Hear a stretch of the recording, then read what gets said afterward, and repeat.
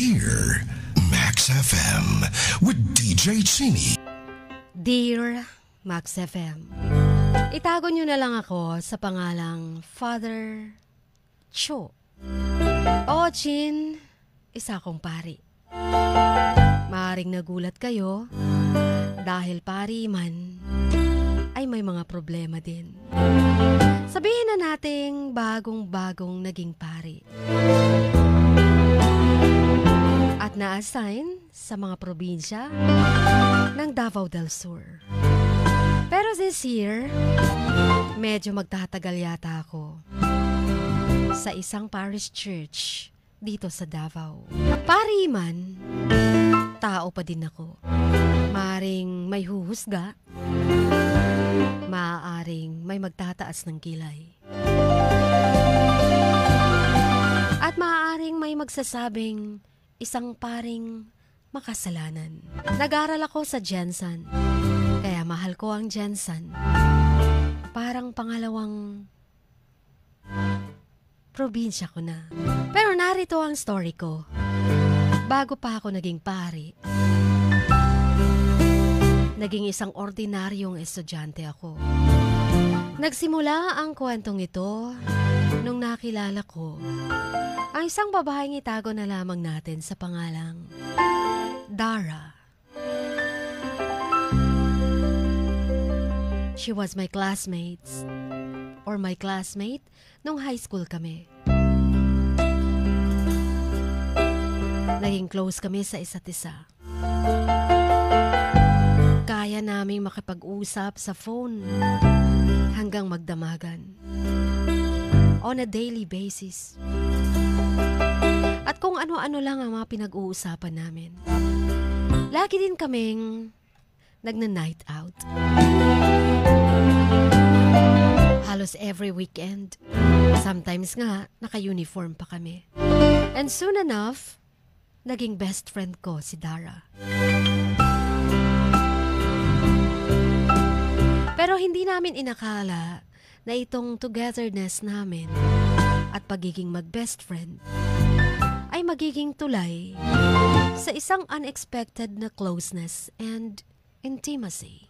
Hanggang nag-college na kami, iba-iba ang university na pinasukan namin. Pero hindi naging hadlang yon para maapektuhan ang relationship namin bilang best of friends. Magsa-second year college na kaming dalawa nang hindi ko na napigilan ang sarili ko. I decided na sabihin na sa kanya ang matagal ko nang itinatago. In short, sinabi ko ang nararamdaman ko.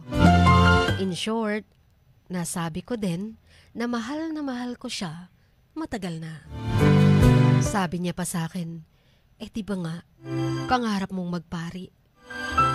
Kaya pala dumistansya din ang kanyang feelings nung nalaman niyang gusto kong magpari.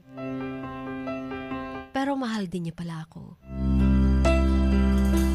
Wala namang nag-oppose sa relasyon namin. Kahit parents ko at parents niya.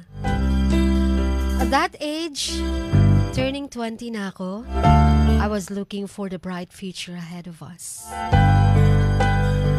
And Dara became my inspiration in everything I do. And I did. Minahal namin at pinagkatiwalaan namin ang bawat isa.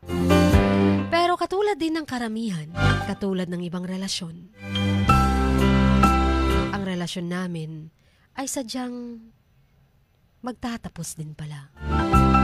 Third year college kami, nung napag-isipan ng parents ni Dara na pumunta ng Agusan for a year doon magsistay.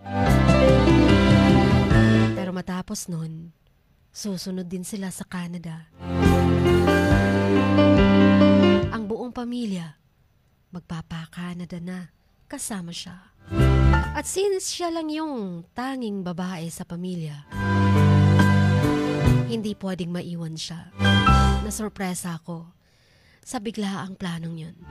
At mas nasurpresa ako dahil excited siya na pumunta ng Canada at tuparin ang mga pangarap niya. Nakatitig lang ako sa kanya. Tumutulo ang mga luha ko. Bakit siya excited? Ni hindi man lang siya nang hinayang na maiiwan ako. Ni hindi man lang niya masabing, paano to? Paano mga pangarap namin? Bakit siya lang ang excited na to pa rin ang mga pangarap niya sa buhay? Paano ako? Paano akong in love sa kanya? Isang araw bago pa ang pag-alis nila, pumunta ako sa bahay nila, naluhaan. Hawak-hawak ang kanyang mga kamay. Sabi ko sa kanya na kahit anong layo ng dagat and miles of land ang pagitan naming dalawa, hindi yun magiging rason para ma-break ang aming relasyon. Nag-iyakan kaming dalawa and she promised me na babalik siya sooner than I will expect. For that time, hindi pa uso yung mga voicemail. Hindi pa uso mga video. Friendster, oo. Wala pang Facebook. After a year, ano yun na nga, nag-migrate na sila sa Canada. Pero after 2 months sa Canada, tumawag siya at sinabing, break na lang daw kami. Dahil isa sa mga classmate niya doon ay nanliligaw sa kanya. Katulad ko daw siya. Pareho daw kami ng ugali. At nai-in love na siya. At that point in time, I felt so betrayed by the person I love most. Sinundan pa ng sulat niya. Sulat na akala ko sobrang miss na miss niya ako. Yun pala, isang formal breakup letter. Nag-reply ako and expressed everything what I felt. Not knowing that it would be the step that would ignite a decade without a single communication. Nagpadala pa siya ng sulat at nasundan ng isa pang sulat. Pero hindi ko na binasa. Hindi ko inopen ang mga sulat matapos akong sumulat sa kanya. Alam ko baka pag-open ko lang, pupunitin ko lang at iiyak na naman ako sa sulok ng kwarto ko. And all my dreams were shattered. Pakiramdam ko wala na akong goals to achieve. So siguro nga, sabi ko, ayaw ni God na makumit ako. Ayaw ni God na magkaroon ako ng girlfriend dahil talagang para sa akin ang pagpapari. So I entered the seminary to change the direction of my life. Ang lahat nagulat sa desisyon ko. But at that point, ang alam ko lang, it was the best way of forgetting the past and the pain. By serving the Lord, alam ko may bright future ako. And soon enough, natapos ko din and able to serve the Lord full-time. Bago lang ako naordinahan, Jean. And then I became a parish priest kung saan ang probinsya ng nanay ko. Everything in my life is fine naman. Hanggang isang Sunday morning, December 28, 29, 30, 31. Madami akong napapanaginipan. Yun yung mga araw na parang may nagpapakita sa aking babaeng hindi ko nakikitang mukha. Ayun na nga, isang Sunday morning, nagbibigay ako ng homily. May nanotice ako. Nasa gitna mismo, sa harap ko. Nakaupo. Nakatitig sa akin.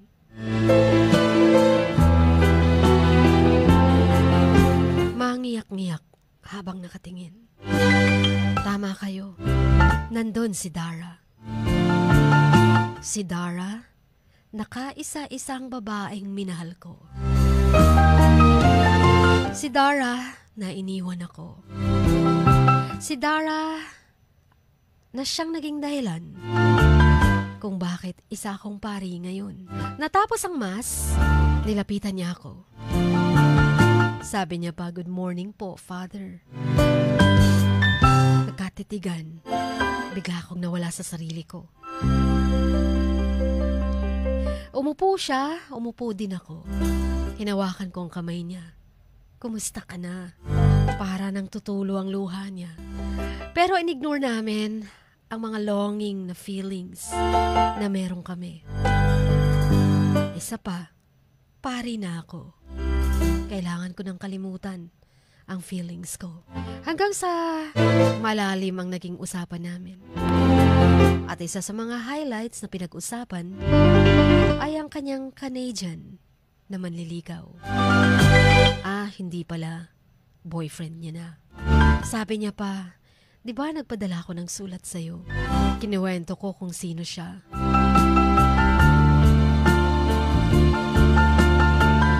Kaso, sinabi ko sa kanya, hindi ko na binasa ang mga sulat mo. Nagulat siya. At doon sinabi niya na hindi niya pala naging boyfriend ang Canadian suitor niya. Sinabi niya pa that I was her first and last boyfriend. Nagulat ako, Chin. Kailangan ko bang sisihin ang sarili ko kung bakit hindi ko binasa ang mga sulat niya? Kasalanan ko ba na ayoko nang bigyan ng pansin ang mga salita niya? At ngayon ay dumating siya, isa ng pediatrician. Tawag ko sa kanya, Doktora. At plano na ng kanyang pamilya at siya ang manatili sa Pilipinas for good. Ang nakakatawa pa dito, kung bakit siya nandun sa parish church na yun. Ang klinik niya pala, wala pang 1 oras na distansya mula sa parish priest kung saan ako nagsistay.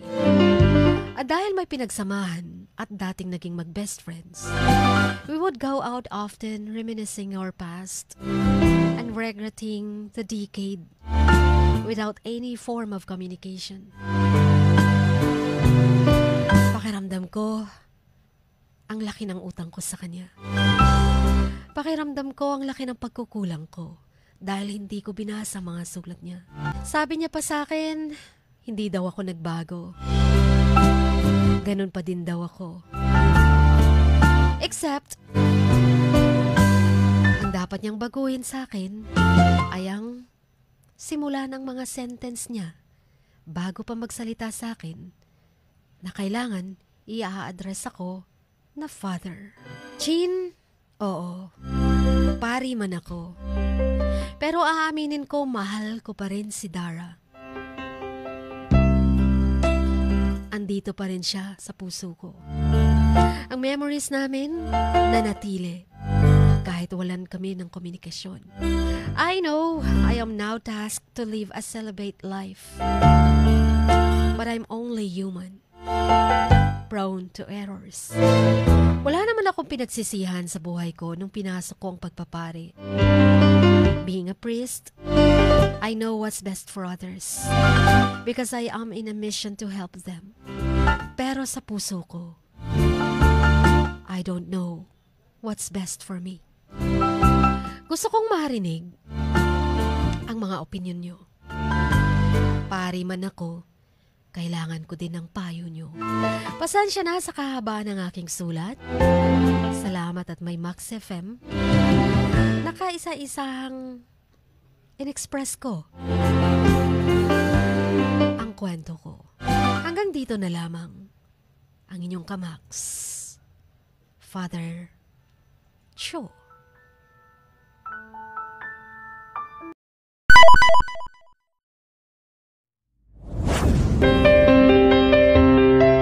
Sing like no one is listening. Love like you've never been hurt. Dance like nobody is watching. And live like it is heaven on earth. Dear Max FM. Dear Max FM with DJ Chini. Samahan si DJ Chini tuwing 1:00 hanggang 3:00 ng hapon, Lunes hanggang Biyernes sa Dear Max FM. Dear Max FM with DJ Chini. Ipadala na ang sarili niyong kwento, matuto ng leksyon at gawin itong inspirasyon. Dear Max FM with DJ Chini.